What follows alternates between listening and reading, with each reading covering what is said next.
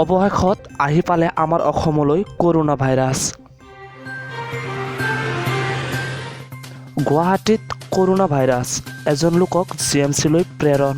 Corona ভাইৰাছত আক্ৰান্ত হৈ চীনত শনিবাৰ পৰ্যন্ত ৩০৪ জন লোকৰ মৃত্যু হোৱাৰ বিপৰীতে ১৪,০০০ৰো অধিক লোকৰ আক্ৰান্ত হৈছে।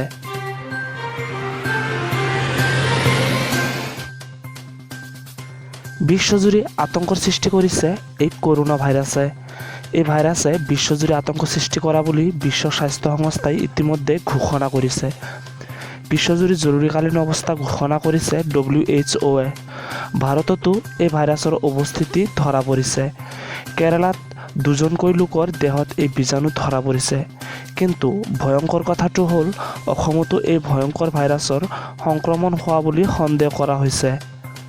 বন্ধুসকল, আপুনি যদি মোৰ চেনেলত নতুন হয় তেনেহ'লে মোৰ চেনেলটো ছাবস্ক্ৰাইব কৰি মোৰ লগতে থাকক এনেকুৱা আৰু নতুন নতুন ভিডিঅ' পাবলৈ।